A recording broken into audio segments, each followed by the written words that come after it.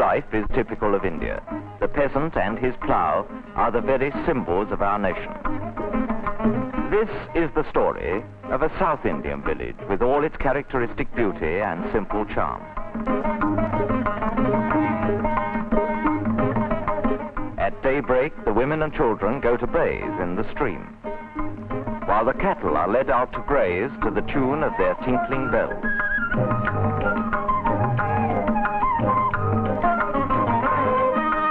The women scour the household vessels in the stream and fill them with water for the day's requirements. The first important duty of the day is the worship of the village deity, while some of the villagers bathe in the waters of the temple tank, as it is believed that one is thereby purified from sin.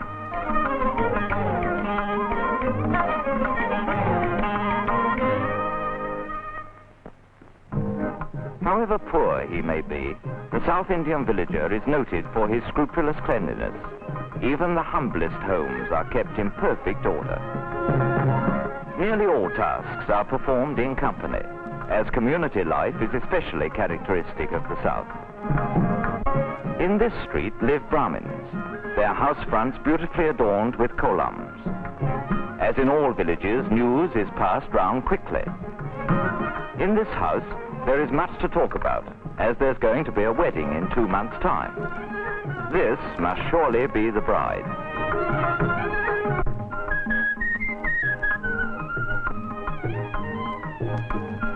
The sadhu predicts a long and happy life and numerous sons and daughters, and is duly rewarded by the grateful bride. The backyard is a veritable hive of activity. Cattle are fed and watered here, and cows are milked.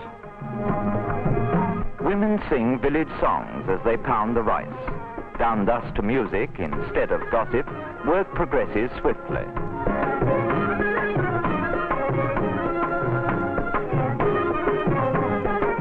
Even the chickens seem to find their share of the task easy. At 8 o'clock, school begins. The children of South India are extremely fond of learning, as these happy little faces plainly show.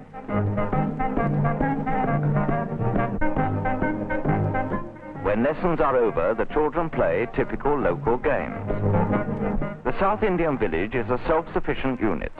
For smelting iron, making cartwheels, buckets and such things, or for shoeing his bullocks, the villager need not go far. The local blacksmith fulfills all these needs. Pottery is an important local handicraft. The potter's skillful hands work swiftly. Vessels of different designs and sizes are fashioned as if by magic. They are dried in the sun and baked in fire. From easily perishable pottery, we turn to the seemingly imperishable monuments for which South India is famous.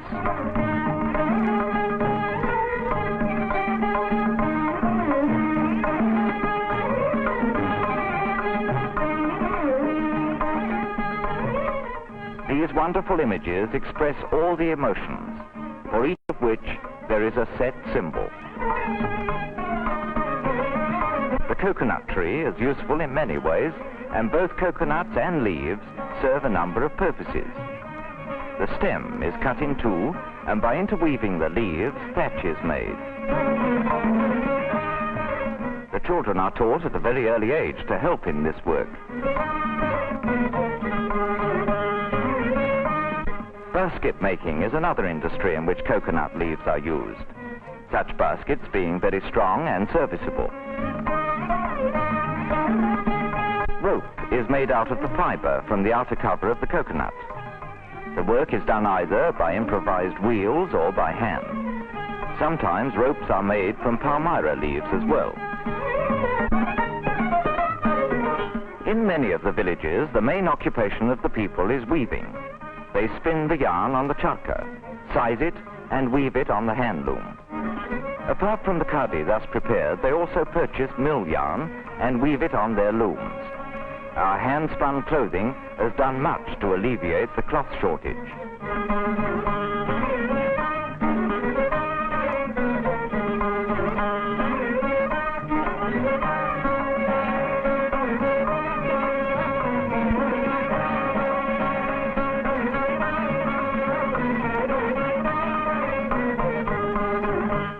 the dry regions of the south, groundnuts are the staple crop.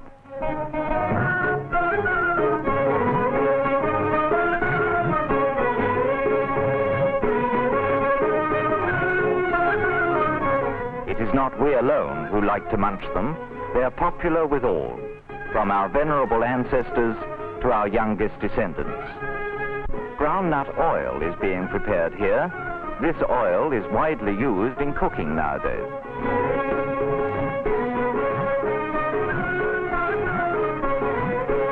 Irrigation by wells is common in the south.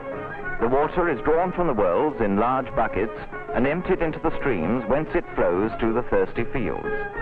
But even by this ingenious method, irrigation is no easy matter in the dry areas, and a fertile field is often a standing testimony to the dauntless perseverance and tireless labor of the peasants. As soon as the fields have been watered, plowing begins, and in the course of time, waste land turns into green meadows.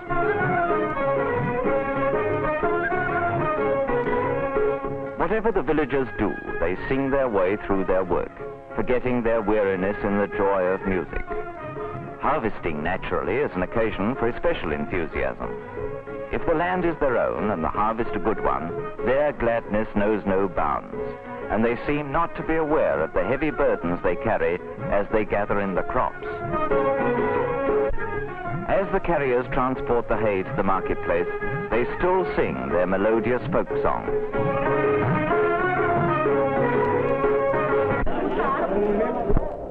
There are numerous dramatic troupes that travel from village to village in southern India, and evening performances are given in the streets. Here the people of the village witness one of the most popular musical dramas, Mathura Viran, the story of Princess Bhumi being wooed by Viran, a commoner.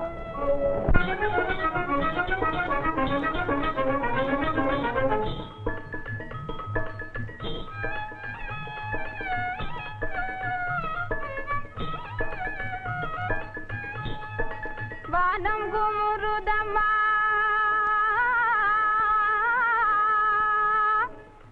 மழை பொழிய போகுதம்மா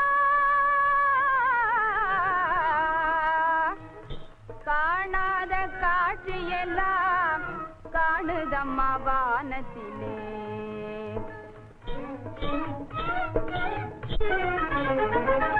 கரியமலை போலே மேகம் திரளுவதை பார் இருளிடையே மின்னல் கண்ணை சிமிட்டுவதை பார் கண்ணை சிமிட்டுவதை பார் அதன் அழகை வந்து பார் என் அழகை நின்று பார் யாரடா நீயும் எங்கே ஆணவத்தோடு வந்து அச்சம் இல்லாமல் எந்தன் அருகிலே தூங்குகின்றாய் யாரோ வென்றென்னை எண்ணி அஞ்சாதே பொம்மியம்மா வீரன் மதுரை வீரன் செல்லானின் மைந்தனம்மா காரிருளில் இங்கே வர காரணம் என்ன கட்டழகி பொம்மியேவும் காவலுக்கு வந்தேன் நானே காவலுக்கிறான்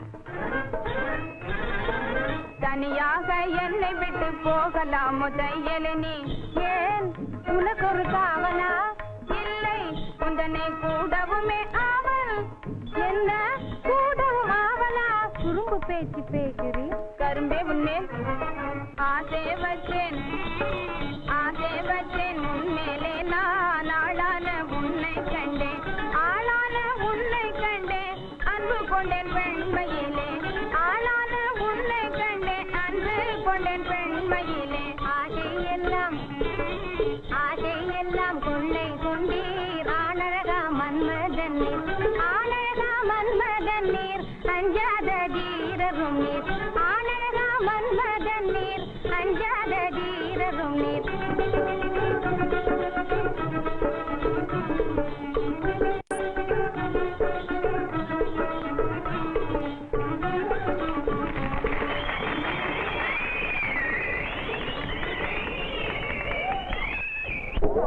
In the second act, Viran persuades Princess Bhumi to elope with him on horseback.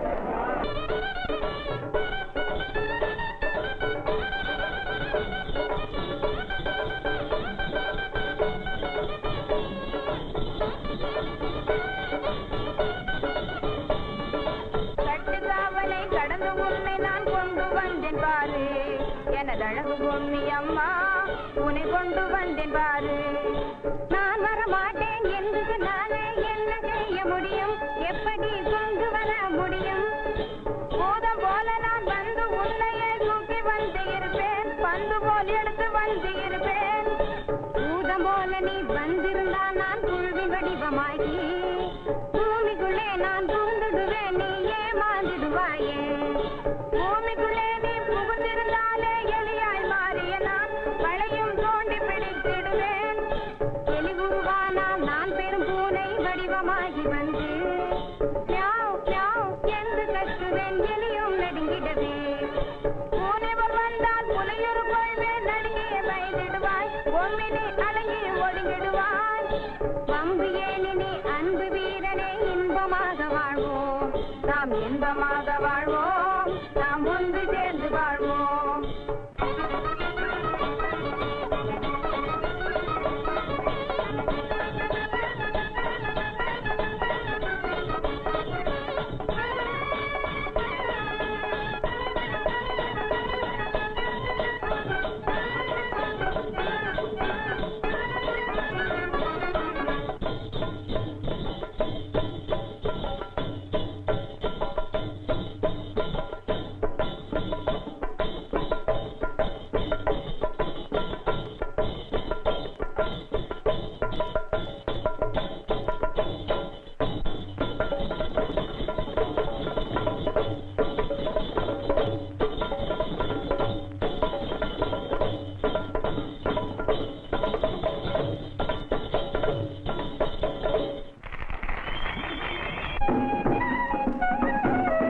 The merriest time of the year is undoubtedly the Harvest Festival in the month of January.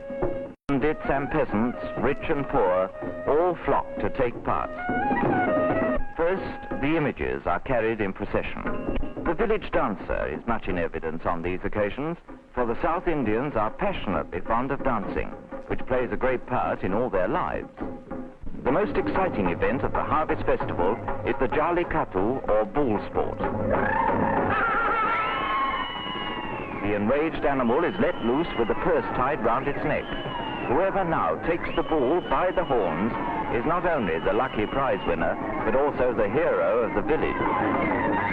This risky sport provides a thrilling climax to our film on village life of South India. Does anybody want the purse? Come and get it.